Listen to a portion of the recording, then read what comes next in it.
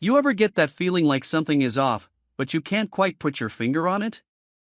That's where I was. My name is Daniel Carter, and if you asked me a month ago, I would have told you my life was stable. Routine. Even happy, in a predictable kind of way. I've been married to my wife, Emily, for 13 years. We have a 9-year-old son, Alex, who is the best thing that ever happened to me. I work in IT, nothing flashy, but it pays well enough that Emily doesn't have to work if she doesn't want to. She used to be a freelance graphic designer, but in the last year, she's been focusing on herself. At first, I encouraged it. Emily had spent years being a fantastic mother, running the house while I worked. If she needed time to rediscover her passions, who was I to argue? But then, things started changing. It was subtle at first. A shift in her energy. She started dressing up more when she went out, putting on perfume just to grab coffee with a friend. She became glued to her phone, always laughing at messages I wasn't privy to. Our conversations turned shallow, small talk about Alex's school, the weather, what to order for dinner. And the intimacy? That had been dwindling for months. I chalked it up to a rough patch. Every couple goes through them, right? Then, 3 weeks ago, something small but strange happened. Emily had gone out for a workout class, a new thing she had taken up to get back in shape. She wasn't much of a gym person before, but suddenly she was obsessed with it, attending multiple classes a week. That night, she came home later than usual, saying the session ran long. "Sorry, babe. Lost track of time," she had said, kissing me on the cheek. Her hair was damp, like she had just showered. But it was the smell that struck me. Emily always used a light floral shampoo, something soft and subtle. That night, her hair smelled completely different. Muskier. Masculine, almost. I told myself I was imagining things. Maybe the gym had different soaps in the locker room. Maybe I was being paranoid. But then, a couple of days later, I found a receipt in the pocket of her gym hoodie. A dinner receipt. 2 entrees. 2 glasses of wine. It was time-stamped for the same night as her workout class. I stood there in our laundry room, staring at that slip of paper like it was a detonator for a bomb I wasn't ready to set off. My stomach twisted. 1,000 thoughts rushed through my head, none of them good. I didn't confront her.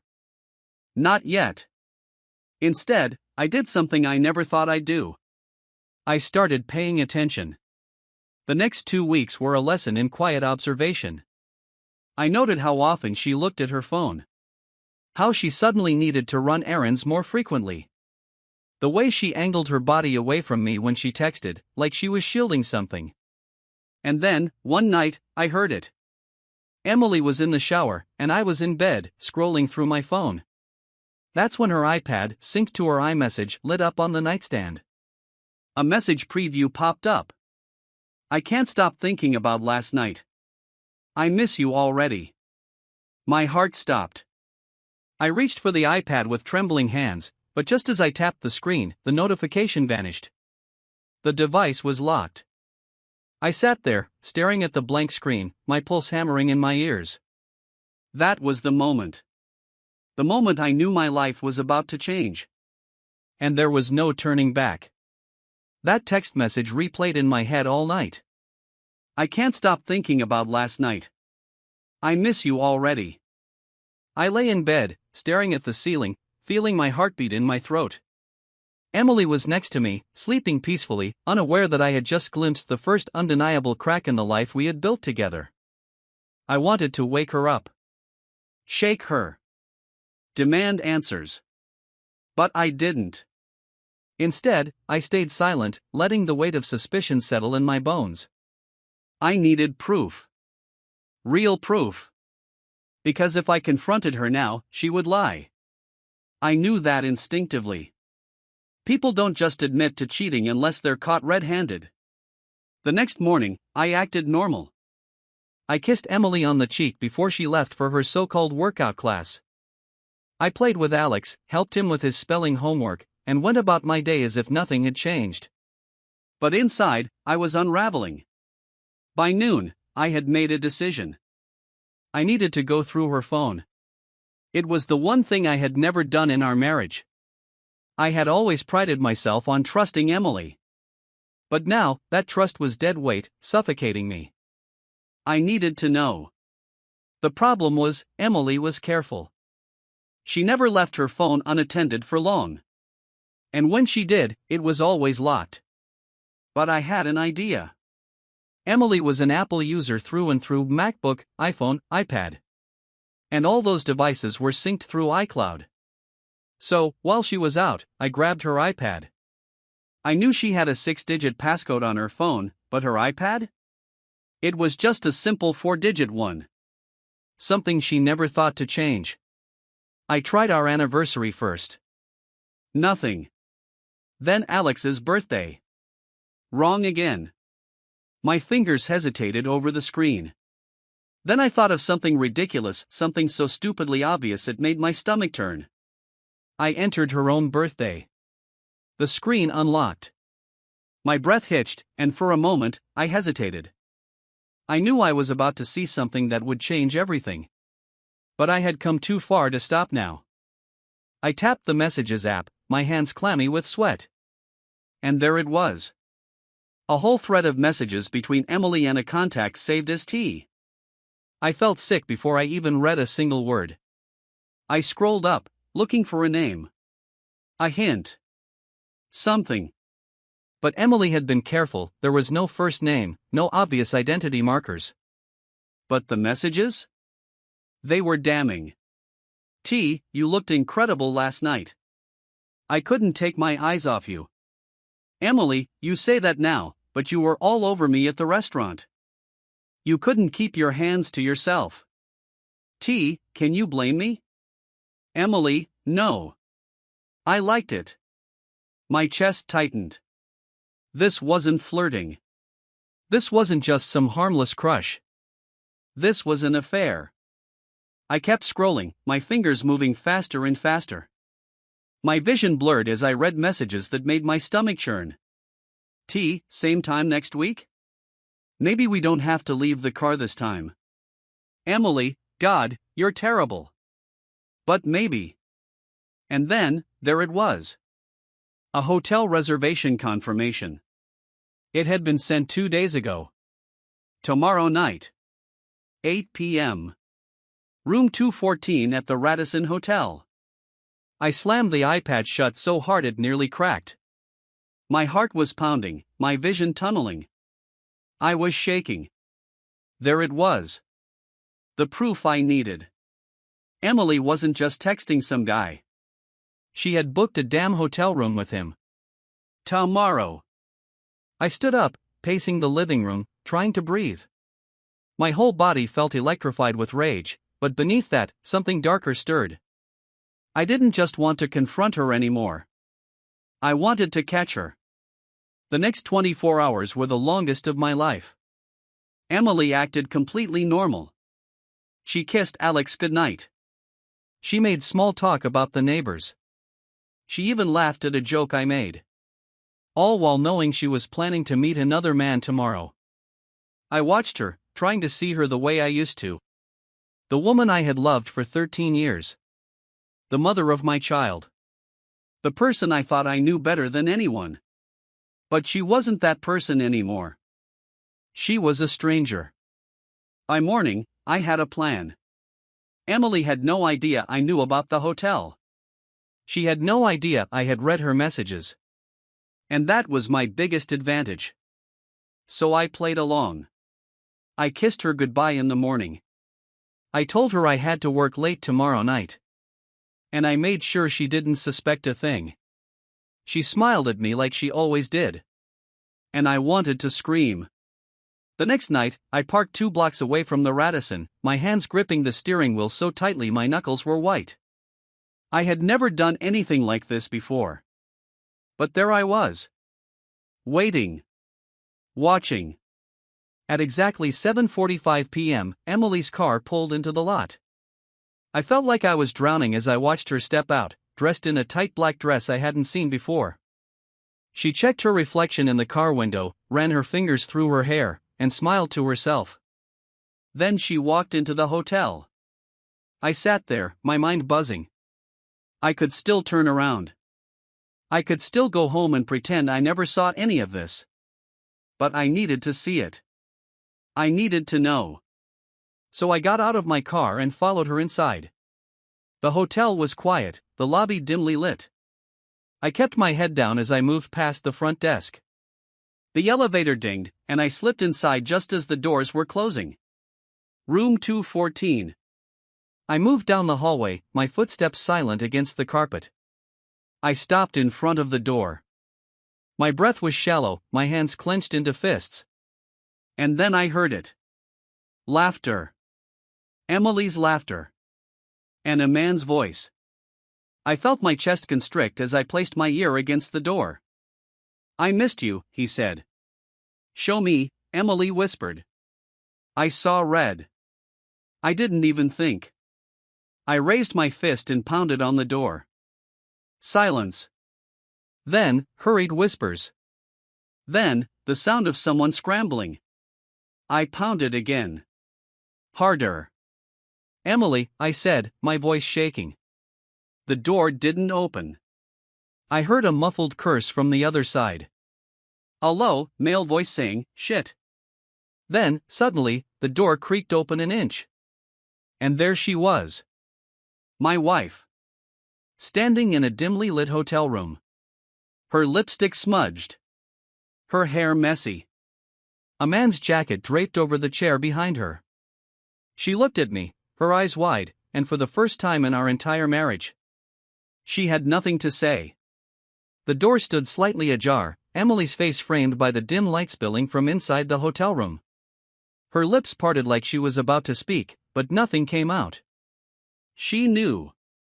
She knew there was no excuse, no quick lie that would save her now. I could hear him inside. The sound of someone fumbling with something, maybe his clothes, maybe his phone, maybe just his nerves. I exhaled sharply, trying to control the storm of emotions boiling inside me. Are you gonna let me in, Emily? I asked, my voice eerily calm. She blinked, frozen in place. Daniel, she started, her voice barely a whisper. I pushed the door open the rest of the way. And there he was. Tall. Athletic. Younger than me, by a few years. He stood near the bed, his shirt unbuttoned, his belt undone. He wasn't some faceless, imaginary threat anymore, he was real.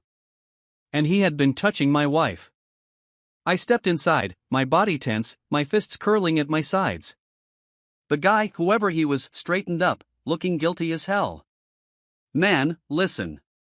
Don't. My voice came out low and sharp, cutting through the tension like a blade. He shut up instantly.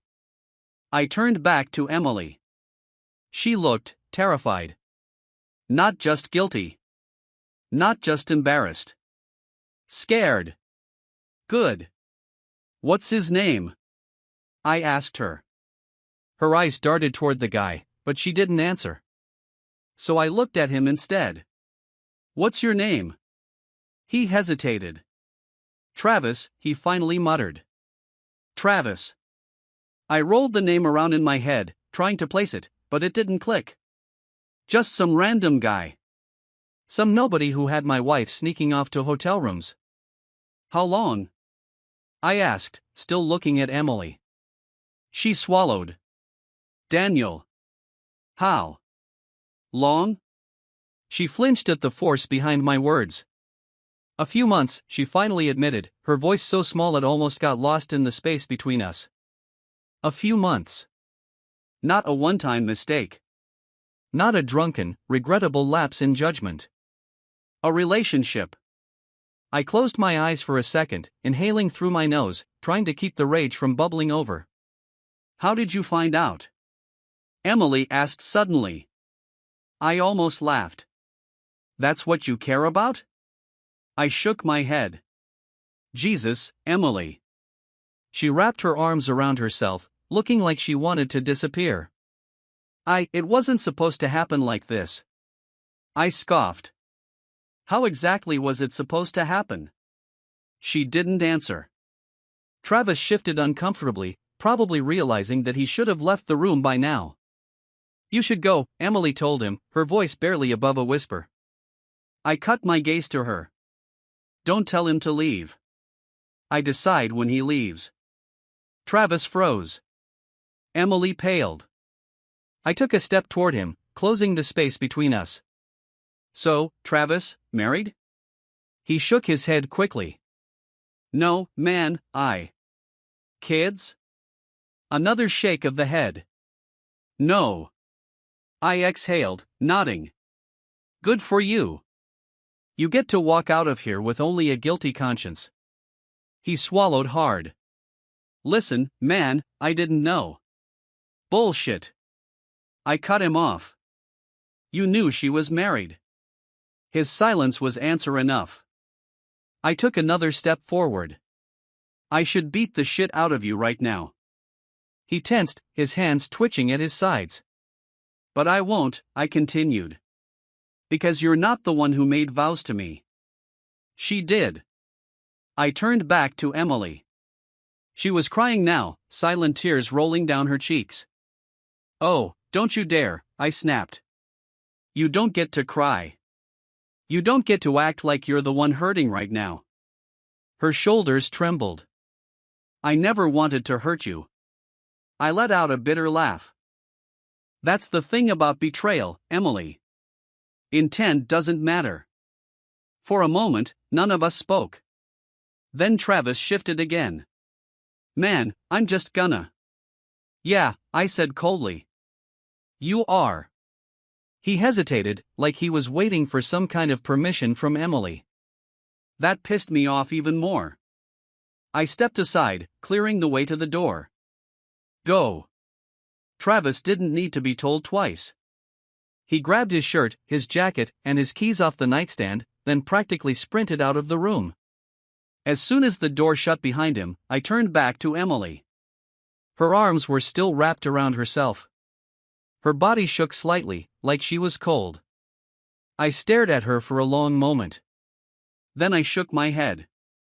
I don't even know who you are. She let out a quiet sob. I never stopped loving you, Daniel. I clenched my jaw. Don't. It's true. No, I snapped. You don't get to say that. You don't get to love me and still do this. She wiped at her tears. I made a mistake. I laughed humorlessly. A mistake is picking the wrong coffee order. A mistake is forgetting a birthday. This? I gestured around the hotel room. This isn't a mistake. This is who you are. Emily shook her head. No. Yes, I cut her off. This was a choice. Repeated. Over and over. Every text. Every excuse. Every hotel room. A choice. She swallowed hard, her breath shaky. Please, just let me explain. I stared at her. Go ahead. She hesitated. And then she blamed me.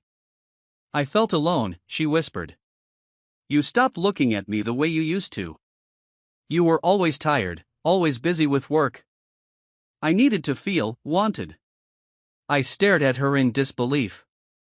Are you seriously blaming me for this? She shook her head quickly. No. I mean, not completely. Not completely. I let out a hollow laugh. Emily, you could have talked to me. You could have told me you were unhappy. But instead, you let some guy put his hands on you while I was at home putting our son to bed. Her face crumpled, like she hadn't thought of it that way before. I need you to understand. No, I said. I don't need to understand anything. She reached for me, but I stepped back. She flinched like I had hit her. The sight of her pain should have made me feel something, anything. But I was empty. Cold. Numb. I want a divorce, I said finally. Emily's breath hitched. Daniel, please. No, I shook my head. You ended this marriage the second you walked into this hotel room. She let out a choked sob, pressing her hands to her face. I turned toward the door. Before I left, I looked at her one last time. And I said the words that would haunt her forever. I hope it was worth it. Then I walked out. And I didn't look back. The drive home felt like a blur. My fingers were tight around the steering wheel, my heart hammering in my chest. The adrenaline was wearing off, leaving behind a deep, hollow ache in its place. I had just blown up my entire life. Emily was still at that hotel, probably crying into her hands, maybe calling Travis, maybe trying to figure out what the hell had just happened. I didn't care. All I could think about was Alex. How the hell was I supposed to explain this to him? By the time I pulled into our driveway, the house was dark except for the soft glow of the porch light. I sat there for a long time, staring at the front door, my mind racing. What now? Divorce. Obviously. But beyond that? Was I going to fight for full custody? Sell the house? Leave everything behind and start over? It was too much. I couldn't process it all at once. I just knew I couldn't sleep in the same bed as Emily ever again. With a deep breath, I stepped out of the car and walked inside. The house smelled like home, like pinewood floors and the faint scent of vanilla from one of Emily's overpriced candles. But now, that smell made me sick. I grabbed a duffel bag from the hallway closet and went straight to the bedroom. Our bedroom.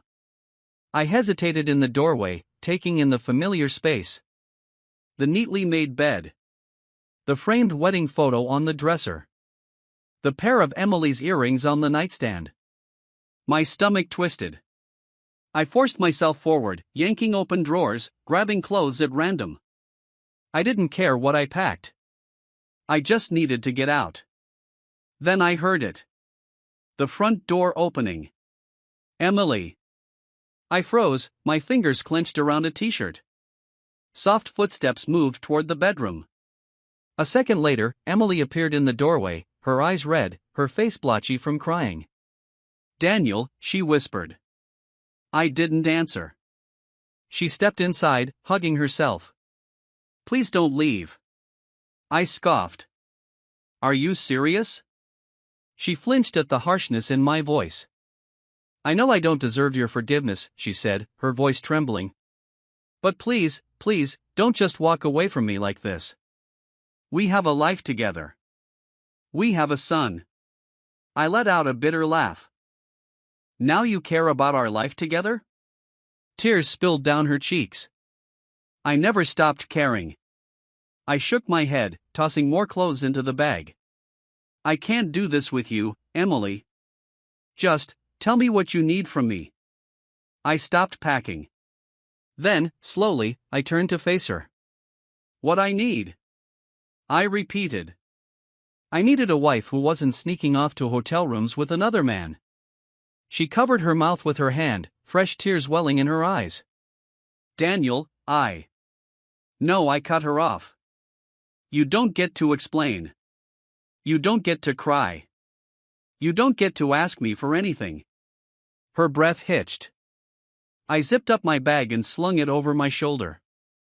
"I'll be staying at a hotel for now." Emily's face crumpled. "Please don't do this." I stepped past her. "You already did." The next morning. I didn't sleep. I spent most of the night sitting in a cheap hotel room, staring at the ceiling, my mind replaying everything over and over. I thought about the moment I first met Emily. The way she laughed at my dumb jokes. The way she used to look at me like I was the only man in the world. Was any of it even real? By the time the sun rose, my exhaustion had been replaced with something sharper. Resolve. Emily had taken everything from me, my trust, my peace of mind, my sense of security. And I wasn't going to let her walk away unscathed. I grabbed my phone and made the first call. The plan. I wasn't the kind of man who acted on pure rage. If I was going to get revenge, it had to be measured. Emily thought she could have it all: me, Travis, our home, our family. She was wrong. I started with the divorce attorney. "Good morning, Mr. Carter," a crisp, professional voice answered. "How can we help you today?" I want to file for divorce, I said, my voice steady. There was a pause. I understand. Would you like to schedule a consultation? No, I said. I want to file today. The attorney didn't hesitate. We can arrange that. Do you have evidence of infidelity? I let out a short, humorless laugh. Plenty. Excellent, he said. That will work in your favor. I spent the next 2 hours gathering everything I needed, screenshots of her texts, the hotel reservation, even bank statements showing the suspicious charges she had tried to hide. By noon, the paperwork was in motion. Step 1, complete. Next up? Travis. I had done some digging the night before, and it turns out he worked in finance. A nice, corporate job with a clean-cut reputation to maintain. I pulled up my phone and typed a text. Me, does your boss know you sleep with married women? It took exactly 3 minutes for him to reply. Travis, who is this? I smirked. Me, the husband of the woman you fucked in a Radisson hotel room. Travis, listen, man, I swear I didn't mean for this to happen. Me, save it. I'm not looking for an apology. I just wanted to let you know that I have all the evidence I need to make your life very, very difficult. Silence. Then. Travis, please. Don't do this. I'll leave her alone. I'll do whatever you want. Me, good. I waited a beat. Then I sent the final message. Me, if I ever hear your name again, I'll make sure your boss gets a detailed email. Understood? It took him 2 seconds to reply. Travis, understood. Step 2, done. Now, for the final step. Emily still thought she could talk her way out of this. She still thought there was a chance for us. She needed to know that wasn't an option. I drove back to the house, walked inside, and found her sitting at the kitchen table, staring blankly at her coffee. She looked up at me, eyes red-rimmed, hopeful. Daniel, she whispered. I set a stack of papers down in front of her. Divorce papers. Her breath hitched. You already filed? Yes, I said simply. Tears streamed down her face. Daniel, please, let's talk about this. There's nothing to talk about, I said coldly. I hope Travis was worth it. And then I walked out. For good. I thought filing the divorce papers would bring me peace. That walking out of that house, leaving Emily in stunned silence, would be the final nail in the coffin. But I was wrong. The thing about betrayal? It doesn't end when you sign a piece of paper. It lingers. It infects everything, twisting memories, poisoning the air around you. And I still had one last thing to deal with. Alex. The call. Emily texted me the next morning. Emily, we need to talk about Alex. I stared at the message, my stomach twisting. I knew this was coming. I just didn't know if I was ready for it. Me, what about him? Her response came almost instantly. Emily, he's asking why you're not home. He's confused. Please, Daniel, we can't just ignore this. She was right. As much as I hated her, as much as I wanted to burn everything to the ground and never speak to her again, I couldn't just disappear from my son's life. I exhaled sharply and typed out my reply. Me, I'll be there tonight. 7 p.m. Emily, thank you. I stared at the screen for a long time before shutting my phone off completely. The house that was no longer my home. I parked in the driveway at exactly 7 p.m. It felt wrong. This had been my house. My home. The place where I had watched Alex take his first steps, where we had celebrated birthdays and Christmases, where I had once believed I would grow old with Emily. Now, it was just a place where my cheating wife lived. I stepped out of the car and walked up to the front door. Before I could knock, Emily opened it. She had been waiting for me. Her eyes were red, her face pale. She looked smaller somehow, like the weight of what she had done was finally settling on her shoulders. Hey, she said softly. I ignored her and stepped inside. The house smelled the same, but it felt different. Colder. Alex came running down the hallway before I could take another step. Dad. I bent down just in time for him to crash into me, his little arms wrapping around my neck. God, I had missed him. Hey, buddy, I murmured, holding him tight. He pulled back, his big brown eyes searching my face. Why haven't you been home? I swallowed hard. I hadn't prepared for this. How the hell do you explain something like this to a 9-year-old? I shot a glance at Emily, but she looked just as lost as I felt. I cleared my throat. Listen, bud, things are going to be a little different from now on. His brows furrowed. Different how? I forced a smile. Well, for starters, I got a new place. His little face fell. You're not gonna live here anymore? The way he said it, so small, so unsure, just about killed me. No, buddy, I said gently. But that doesn't mean I won't see you all the time. We're still gonna do everything we always do: movie nights, game days, whatever you want. His eyes flickered to Emily. But why? Emily looked like she was about to cry again. I wasn't going to put her on blast in front of our son, but I wasn't going to lie either. Because sometimes, grown-ups make mistakes, I said carefully. And when they do, they have to figure out what's best for everyone. Alex stared at me, then at Emily. His little brain was working overtime, trying to piece it together. Then he said something that shocked me. Did Mom make a mistake? The room went silent. Emily sucked in a sharp breath. I felt my jaw clench. Alex was smart. Too smart. I knelt down, resting my hands on his shoulders. That's something you don't need to worry about, okay? All you need to know is that your mom and I love you more than anything. That will never change. He nodded slowly, but I could see the doubt in his eyes. I pulled him into another hug, breathing him in, wishing I could just erase this entire situation. But I couldn't. So I had to make sure I handled it the right way. The final talk. After I put Alex to bed, I turned to leave. But Emily grabbed my arm. Daniel, she whispered. I yanked my arm free. Don't. Please, she begged. Just talk to me. I let out a bitter laugh. Oh, now you want to talk? Tears welled up in her eyes. I know I don't deserve your forgiveness. I know I ruined everything. But I need you to understand something.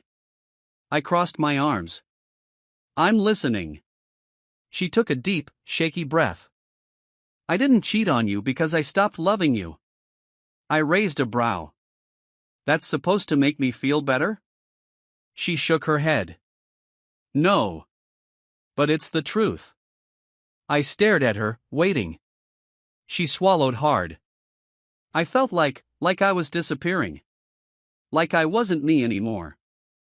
I spent so many years being a wife, being a mom, and somewhere along the way, I lost myself. I scoffed. And you thought fucking some random guy in a hotel room was the way to fix that? Fresh tears slid down her cheeks. No.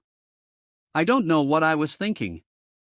I just know that for the first time in years, someone made me feel seen. I clenched my fists. I saw you, Emily. I always saw you. She nodded. I know. And I threw it all away. I exhaled, shaking my head. I don't care why you did it. All I care about now is Alex. She wiped her tears. I'll do whatever you want. I won't fight you on custody. I don't want him to hate me.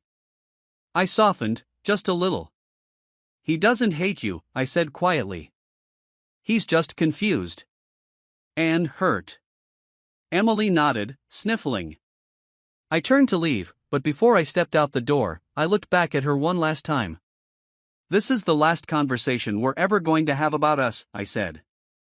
From now on, it's about Alex. That's it. She bit her lip. Okay. I nodded, stepping outside.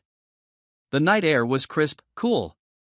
I took a deep breath, letting it wash over me. Then I walked to my car, got in, and drove away. For the first time since this nightmare started, I felt free. The first week after leaving felt like stepping into the void. I wasn't sad, not in the way I expected to be. It wasn't heartbreak, it was something else. A dull emptiness, a strange quiet that settled into my bones. I wasn't mourning Emily. I was mourning the life I thought I had. The stability. The trust. The certainty.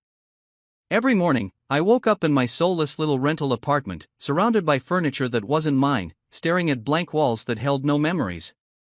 It was the first time in 13 years I had gone to sleep without Emily's presence somewhere in the house. And the thing was? I didn't miss her. Not once. That realization hit me on a random Tuesday while I was brushing my teeth. I didn't miss the way she sighed in annoyance when I left my shoes by the door. I didn't miss the way she ignored me at dinner, more interested in her phone than in talking to me. I didn't miss the exhausting effort of trying to be enough for someone who had already decided she wanted more. But I did miss my son. That part was the hardest. Navigating life without her. Emily and I had agreed to a temporary custody schedule while the divorce went through. Alex would stay with her during the week, then come to me every weekend. It wasn't ideal, but I wasn't going to rip his entire world apart overnight. The first Friday I picked him up, I felt like I could finally breathe again. I had never realized how much of my identity was wrapped up in being his dad. I wasn't just Daniel, the betrayed husband. I wasn't just Daniel, the guy who got screwed over. I was Alex's father. And that was the one thing Emily couldn't take from me. We went straight to a pizza place after I picked him up. "So, how's school?"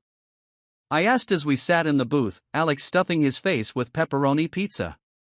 He shrugged. "It's okay." That was kid code for "I don't want to talk about it."